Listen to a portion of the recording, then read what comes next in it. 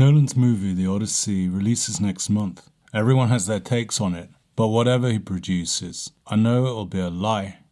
Because Odysseus lied about the sirens, Circe, and how they transformed men into swine and back again, lied about Scylla and Charybdis, lied about his communions with the ghosts of heroes like Achilles. All lies, all fabrications, and he's fooled us all. And don't dismiss this with a simple, it's all myth anyway, and don't just casually shrug and tell me Odysseus is an unreliable narrator, what's new? Because the lies go even deeper than that. The only question is how far down do the lies actually go? Welcome to Ancient Classics.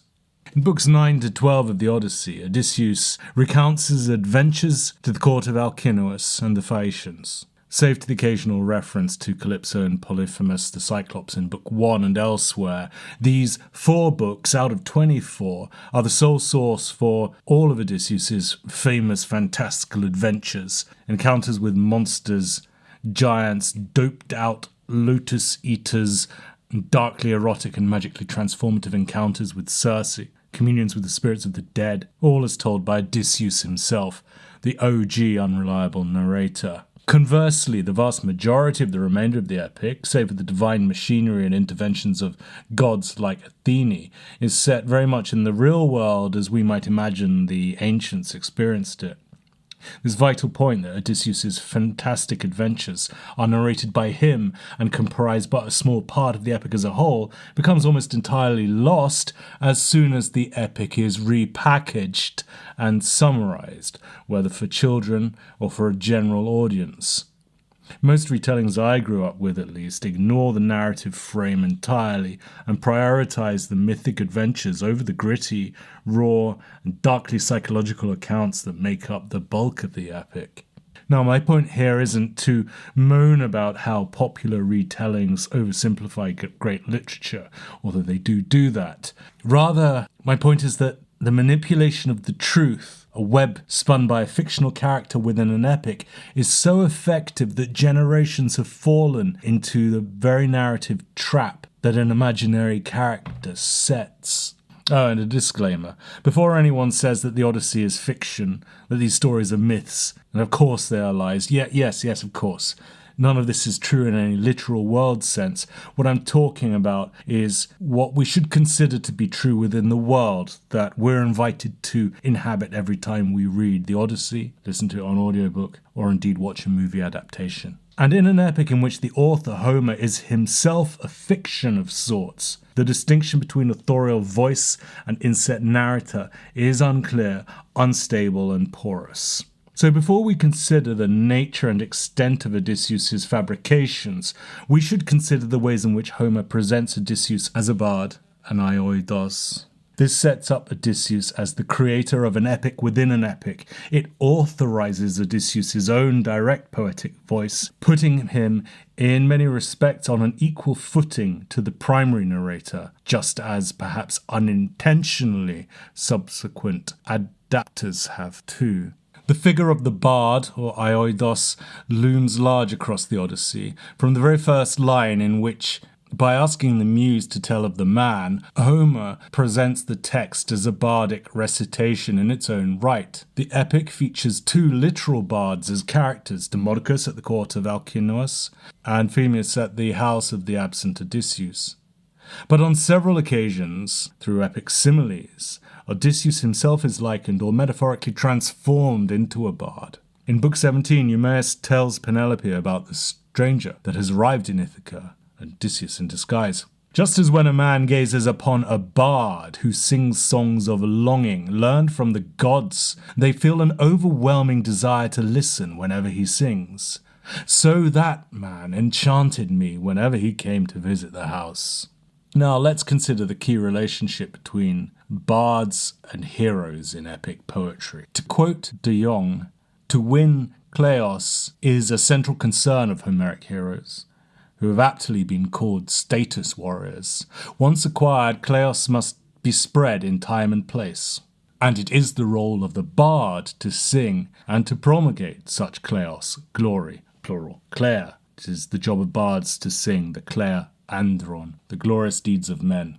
And then there is the scene where Odysseus strings his bow just before he kills all the suitors, where in a simile, Odysseus stringing the bow is likened to a bard stringing his instrument. So through these similes, we see a new concept of kleos developing, as the hero Odysseus' fame spreads by means of his increasing reputation as a storyteller, who is likened to an ἀοιδός, whose task is to nurture the kleos of others. Whereas through these acts, it is Odysseus who makes his own kleos, through his fame as a storyteller or his prowess as a slayer of his rivals. And furthermore, whilst Odysseus may not have a steady job as a house bard, on several occasions in the epic he is invited to tell his tales by Alcinous, Eumaeus, and Penelope. And the reactions he provokes in his audiences correspond to various responses given to bards. To Odysseus' tales, the Phaeacians give a typical response of enraptured silence. But when Penelope listens to the still disguised Odysseus, she breaks down in tears, just as she had when she heard the bard Phemius sing of the returns of heroes in Book 1 of the Odyssey. But Odysseus' likeness to a bard goes beyond the similes, his invitations, and people's responses to his tales. Rather, his very words construct themselves as being those of a Homeric bard, or perhaps even constructs Odysseus as the muse. Consider the conversation between the king Alcinous and Odysseus, when Alcinous asks Odysseus to tell of his adventures. It is very much like the proem of an epic, with Alcinous cast as the poet and Odysseus as the muse. Alcinous says, "But tell me this, tell me all. To where did you wander, and to what lands of men did you come? Tell me about the men themselves and their populous cities." Now compare that with the first lines of the Odyssey itself. "Tell me, muse, about a man forced to wander afar when he'd sacked the holy citadel of Troy, who saw the cities of many men and got to know their minds."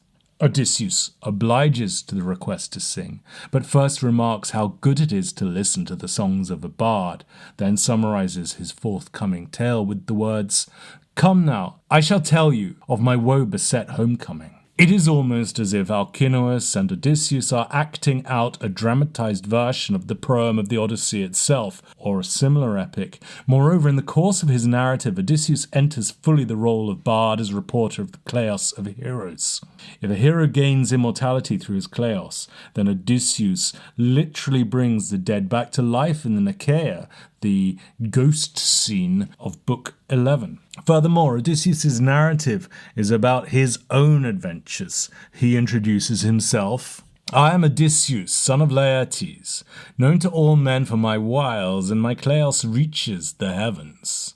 Segal is quick to point out that, with the exception of Penelope's claim that she has kleos for her fidelity, this is the only time in the Odyssey where a character proclaims his own kleos. Odysseus calls attention to the fact that he is, in a sense, singing a kleos that normally would be recited about him in the third person. Moreover, while the songs of the professional bards Phemius and Demodocus are reported in indirect speech in the epic, Odysseus' tale to the Phaeacians, and many of his other tales within the epic, are direct speech in hexameters. In other words, the words in which Odysseus tells his tale are epic poetry in the purest, most literal form.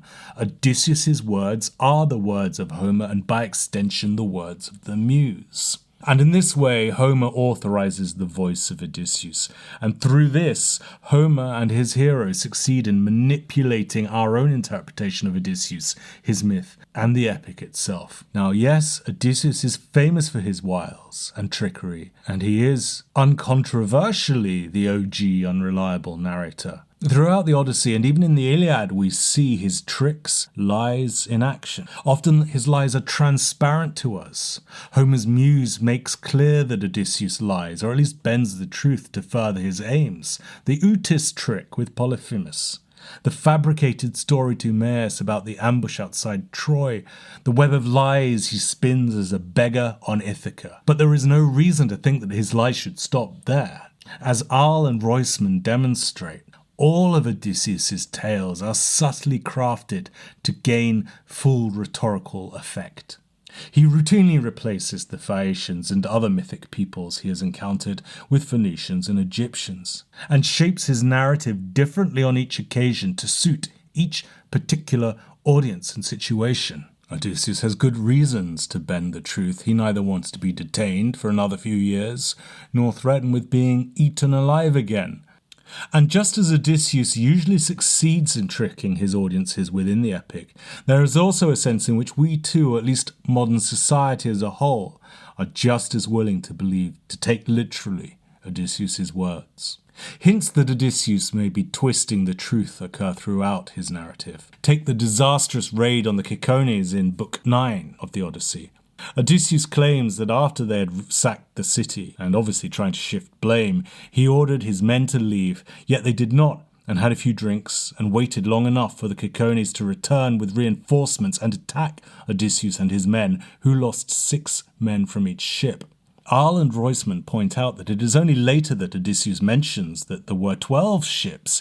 In other words, Odysseus had lost 72 men in a botched piracy expedition, yet never brings himself to mention it explicitly. Also, Odysseus does not mention until line 197 of the book the wine which Maron, one of the Cicones, gave him, 3 glasses of which were enough to render Polyphemus the massive Cyclops unconscious.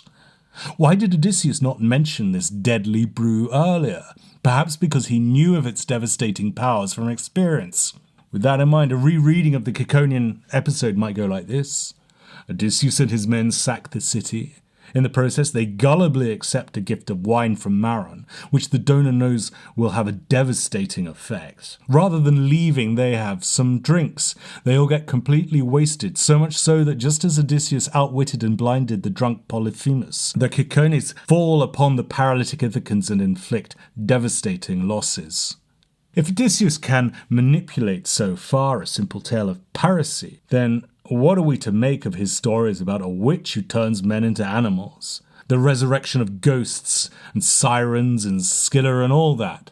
Not all, and in fact barely any elements of these myths are in any way vouched for by the Muse or by any character apart from Odysseus himself. Now, before we trash all the tales as Odyssean fabrications, we must acknowledge that many of the fantastic tales may have existed outside the Odyssey. As Pucci states, ethnological research has empirically shown that most of Odysseus's tales have deep roots in folklore, but Odysseus does not need to have lived through them to narrate them. Now, at this point, you might indeed reach for the texts and point to those occasions where Homer, or the Muse if you like, themselves verify or confirm, if you will, Odysseus's tales. The blinding of the Cyclops, Calypso's detention, the eating of the cattle of the sun, all these episodes are alluded to, if not fully described in the primary narrative frame, the words of the Muse, mediated through the author, Homer himself. But we'll come back to the Muse later. To me, what's the most disturbing and compelling aspect of all this is how Odysseus's untruths have been laundered by their reception, especially their diluted reception through children's and popular retellings, which, let's face it, is most people's sources for this stuff, and which influence and shape all of us, even those of us who have read the Odyssey in translation or in the original. See, if I recall, most children's and many popular retellings tell the story of the Odyssey as a continuous narrative from the sack of Troy through Odysseus' wanderings and adventures, then his return to Ithaca, thus wresting Odysseus' fantastic tales out from their narrative-framed context and washing over the fact that they belong to Odysseus' speech himself. Aesthetic and narratorial objections aside, the removal of such tales from their context and their placement on the same narrative level as the other events of the Odyssey gives those fantastic tales a credence that they do not deserve by collapsing the layers of different narrative voices. Now, the ancients were well aware that Odysseus' words could not be trusted, and sophisticated modern readers too, whether they are aware of the classical reception or not, are accustomed to the concept of an unreliable narrator. But again, the fact that Odysseus's tales are taken out of context and told as part of a flat narrative launders Odysseus's lies, bypassing skeptical modern readers who, by the time they pick up a copy of the Odyssey, if they get that far at all, are so committed to the idea of the Odyssey as being an epic tale of mystical adventures, as real as any within that epic's world. They may seem impossible to shake off. So we collectively, as a society, are blinded by Odysseus's lies, as much as the Cyclops was blinded by Odysseus's fire-sharpened stake. Or was he? Did Odysseus even do that? Yes, the outer frame, the muse's voice mediated by Homer himself, does confirm that Polyphemus was blinded by Odysseus. And a skeptical but sane reader will differentiate Odysseus's words from the narrative frame. Usually the only sane bullshit test is, what do the outer narrative layers, Homer and the Muse, have to say on any given matter? To take any other position would be to pull the narratological rug out from under us entirely and send us tumbling into aporia or insanity. So that's just not an option. Or is it? Can we even trust the Muse? See, if we're going to go there, we have to recognize that maybe even the outer frame is compromised. When Homer invokes the Muse, sing to me of the man Muse, andromoyene pemusa, we must recall that the Muses, as they told Hesiod, know how to speak many false things as though they were true. Now that quote comes from Hesiod, who may or may not have predated the Odyssey. But either which way, whoever's borrowing from whom, or whether they are both alluding to the same cultural inheritance, it is perhaps telling that Odysseus's more transparent lies, where he's lying outright about his true identity, are described in an uncannily similar manner to the Hesiodic muse's capacity to lies. Telling many lies, he made them seem the same as true. Compare Homer's Odysseus, Hesiod's muses. Compare again. If Odysseus can lie in the same way as Hesiod's muses can, who is to say that Homer's muse is not in on the very same game? There is, you see, another layer between us and the truth, as much as anything resembling the truth can be found in an epic. Whatever Homer writes come from the muse, including the very words of Odysseus. So, when Odysseus says X, Y, or Z, any of Odysseus, Muse, and or Homer could be lying to us. And then, of course, there's the Homeric question. Who or what was Homer? And the centuries of oral transmission, copies of copies, editorializing, the mature text we have may not even be what stood as at 600 BCE. We have to grapple with the potential lies and misrepresentations of both Odysseus, the Muse, the thing that is Homer, and the textual tradition. So where does this leave us? Maybe it really is lies all the way down. Postscript. So when the Odyssey movie comes out next month, I'll be very interested to see how Nolan and his team present the more mythical parts of Odysseus' narrative. Will he frame them, like in the epic, as some kind of retrospective flashback told by Odysseus to the Phaeacians? Will Nolan invite us to be skeptical of Odysseus' tales? Allow me, very briefly, to enter the culture war. I generally side with the anti-woke brigade on most points of high culture and popular culture alike, but as I mentioned in an earlier video, I don't necessarily hold with all the arguments the usual suspects make with regards to Nolan's Odyssey, which of course none of us have seen. One concern that is often raised is that modern movies too often undermine the heroes of old and make fools out of or problematicize them. And already I think people are concerned that Nolan might prompt questions about Odysseus' integrity and true heroism. And if Nolan does this, subtly but not too on the nose, then in many ways he'll be truer to the classical and pre-classical tradition than many of the cultural warriors may think. But let's wait and see, shall we? Postscript.